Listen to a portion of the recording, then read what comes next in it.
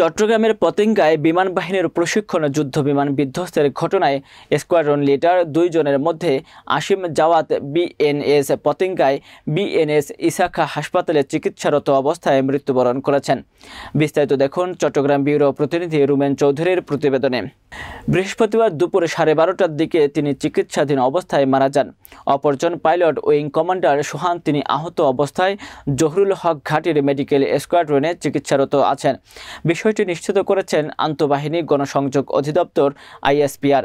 সংস্থাটি জানায়, বাংলাদেশে বিমান বাহিনীর একটি YAK-130 প্রশিক্ষণ যুদ্ধবিমান যান্ত্রিক ত্রুটির কারণে চট্টগ্রামের পতেঙ্গায় দুর্ঘটনায় পতিত হয়ে বিধ্বস্ত হয়। প্রশিক্ষণ বিমানটি উড্ডয়নের কিছুক্ষণ পরেই এটিতে যান্ত্রিক ত্রুটি দেখা দেয়।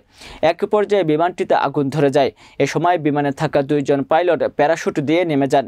বিমানটি কর্ণফুলী নদীতে পড়ে বিধ্বস্ত হয়। খবর পেয়ে ঘটনাস্থলে নৌবাহিনী, কোস্টগার্ড, পুলিশ সহ অন্যান্য সংস্থার কর্মকর্তারা উদ্ধার কাজ চালিয়ে 2 পাইলটকে হাসপাতালে পাঠায়। চিকিৎসাধীন অবস্থায় স্কোয়াড্রন লিডার আসিম জাওয়াত মারা যান। নিহতের সুরতহাল প্রতিবেদন প্রস্তুত সহ আইনগত বিষয়টি প্রক্রিয়াধীন রয়েছে বলে জানিয়েছেন বন্দর ডিসি শাকিলা সুলতানা।